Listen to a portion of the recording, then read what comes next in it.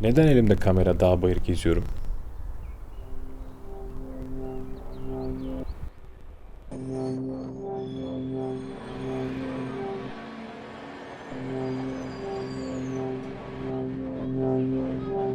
Çiçekler yüzünden, sarmaşıklar yüzünden, at yüzünden, zeybek yüzünden, ağaçlar yüzünden, insan yüzünden, Dionysos yüzünden,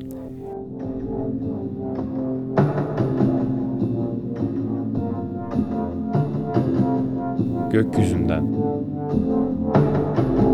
yeryüzünden ve arasındaki şeyler yüzünden.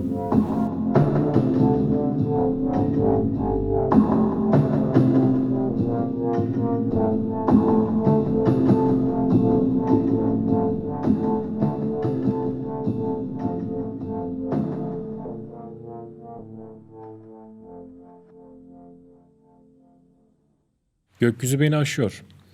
O yüzden erişimi daha kolay olan yere bakıyorum. Yere. Ayağımın hemen altında olan, altından değerli bulduğum topraklara. Tarım ve arkeoloji hariç toprağın da altındakilerle ilgilenenleri basitçe sevmiyorum.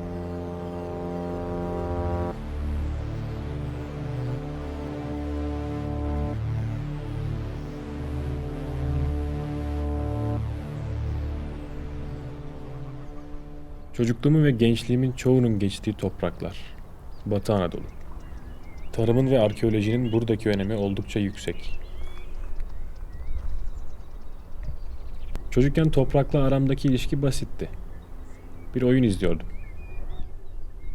Hem komedi hem trajedinin oynandığı bir sahne.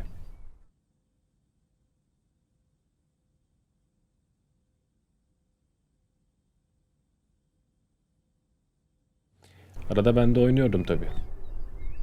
Hala oynarım. Kartaldan güçlü olmayı öğrendik. Kargadan zeki olmayı öğrendik. Baykuş gibi sabırlı bir seyirci olmayı öğrendik. Ama en önemli öğretmenimiz iskete kuşudur.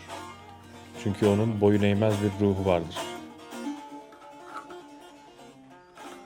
Kuzey Amerika yerleri bu sözüyle doğadan çıkardıkları dersleri ve bunların en önemlisinin mücadele etmek olduğunu bize anlatmışlar. İnsan da doğada doğayı izleyerek öğrenen bir çocuk değil miydi? Büyüdükçe ve çevremi dikkatle izledikçe, bulunduğum yerde doğayı manipüle edip ondan fayda sağlamayı öğrenen insanın medeniyetini de buna borçlu olduğunu fark ediyorum. Bir kara tokat çalsak. Rica etsem hayat. Tarım bu yüzden buralarda bu kadar önemli.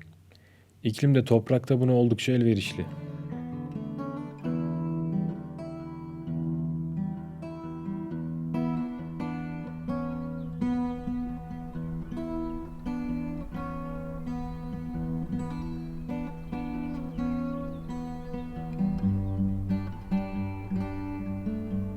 Dağından yağ, ovasından bal akar derler doğup büyüdüğüm bu yer için. Hatta Herodot'un gökyüzünün altındaki en güzel yeryüzü olarak tanımladığı bile söylenir.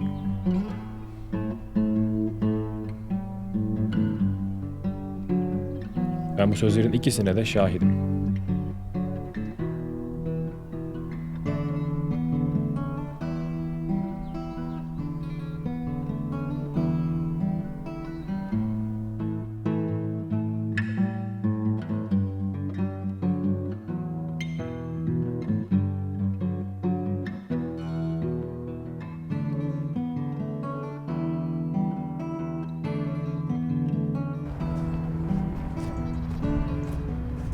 Arkeologlar buradaki tarihsel bolluğu tarıma, toprağa borçlu.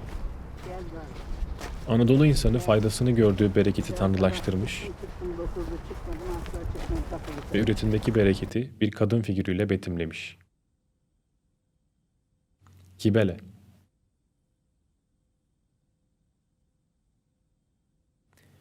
Bugün bile benzerini hemen hemen her gün, her köyde görebileceğiniz bir kadın figürü. Bunun gelişiminin doğallığı beni kendine hayran bırakıyor. Çünkü kendi gözlemlerime dayanarak söyleyebilirim ki Batı Anadolu'daki tarım işçilerinin çoğu kadın ve hepsi birer kibele. Ana tanrıça Artemis. Tüm doğa bu ilkel tanrıçanın egemenliği altındaydı, diyor Halikarnas balıkçısı. Merhaba Anadolu adlı eserinde.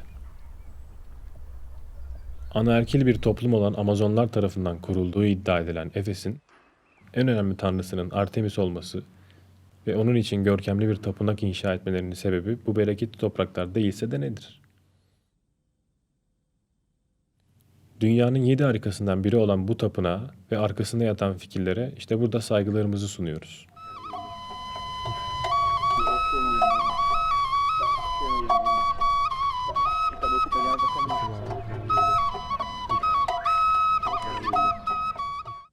Simina şehrini de Amazonların kurduğu söyleniyor. Simina ismi yabancı geldiyse şu sözleri dinleyin.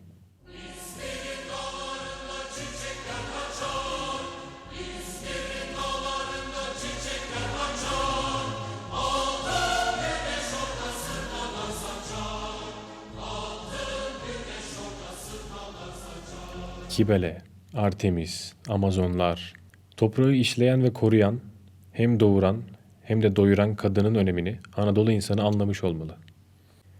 Anadolu'nun önemini anlayan ve bunu anlatmak için çalışmış olan biri Halikarnas balıkçısı.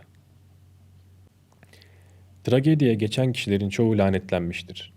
Bu lanetin sebebi toplum düzenindeki değişikliktir. Anaerkillikten babaerkilliğe geçiştir, der balıkçı düşün yazılarında. Aynı sayfada tragedyanın kaderciliğe, tembelliğe, mücadele yoksunluğuna karşı isyanın sonucu olduğunu ve bunu Dionysos'a borçlu olduğumuzu söyler. Çünkü tragedya Dionysak oyunlardan ortaya çıkmıştır. Ve insanda ahlaki sorumluluk duygusunu uyandırmasıyla kıymetlidir.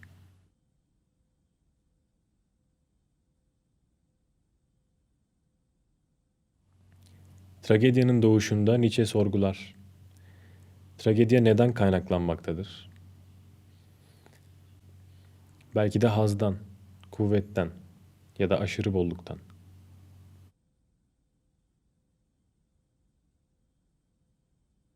Coğrafi avantaj, tarım, üretim, anaerkil toplum, bolluk, tembellik, belki şımarıklık, boyun eğme, mücadele eksikliği, trajedi, topraktan bütün bunlardan doğan Dionysos. Dionysos, diğer adıyla Baküs, diğer adıyla Liber.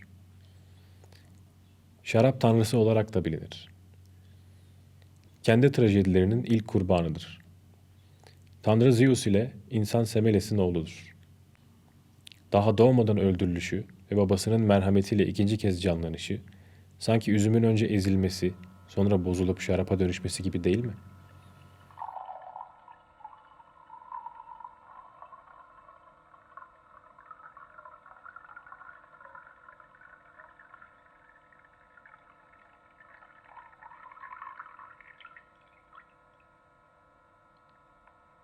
Niye seviyorsun bu kadar yürümeyi? Bana gerçekten anlat ya. Anlatayım mı gerçekten? Anlat oğlum, merak ediyorum ya. Ne yaparsam yapayım hayatımda bunu mümkün olduğunca kimseye muhtaç olmadan yapmaya çalışıyorum. Müsaitim. Şimdi benim arabam olsa, bozulsa sıkıntı. Yine ayaklara kalacağım. En sonunda varacağın yer neresiyse hep oraya gitmeye çalışıyorum en baştan. Ki sonra sıkıntı çıkmasın. Anlatabiliyor muyum?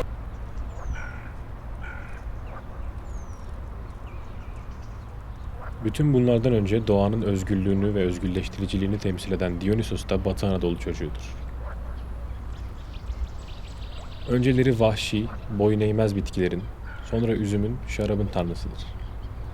Olimpos tanrıları arasında da aykırı olan, dışlanan, isyan edendir. Bu yüzdendir ki yerleşik yerde durmaz.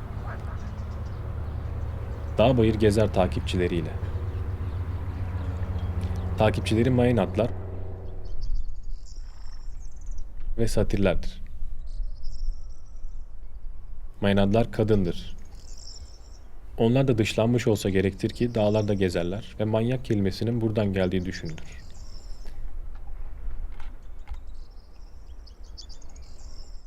Oturdukları yerden tarihi yazanlar onları anlamamış olsa gerek ki Maenadlar ve satiller zevk düşkünlüğüyle suçlana gelmişlerdir.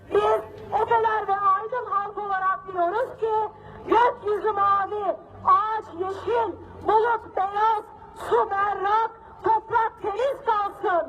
Gökyüzünde kuşlar özgür uçsun, derelerde balıklar korkmadan yüzsün. Euripides'in Bakalar adlı eserinde akıl, mantık düşkünleri, duyguları körelenler aynı hataya düşer ve Dionysos'un gazabına uğrar. Çiçek dağı, çiçek dağı döktü. Ola gazi. Tak tak. Amına koyayım.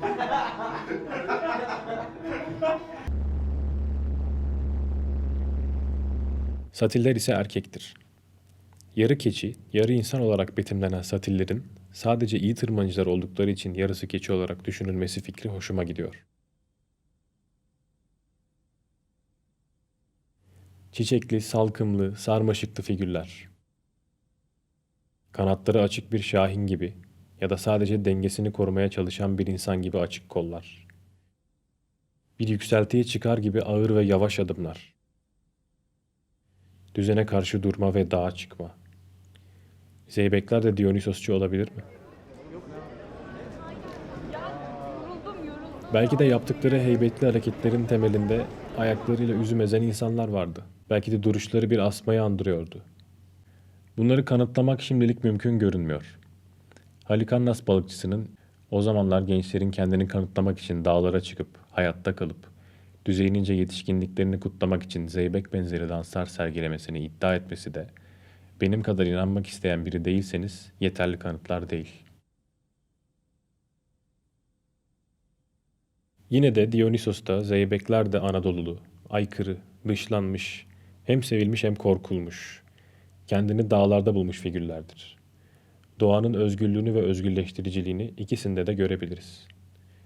Ve bunun gelişiminin doğallığı da beni kendine hayran bırakıyor.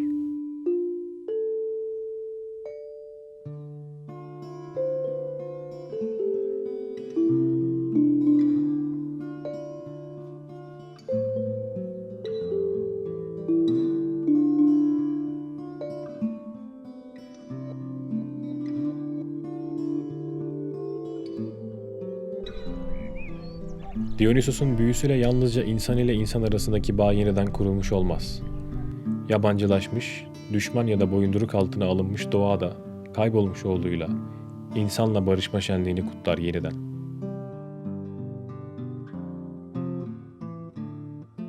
Nietzsche de bu toprakların meselelerine akademik hayatında çokça yer vermiş.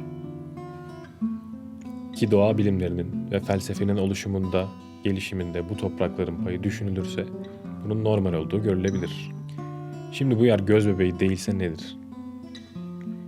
Burada doğup büyüdüğüm için, bütün bunları görüp yaşadığım için kendimi şanslı hissediyorum.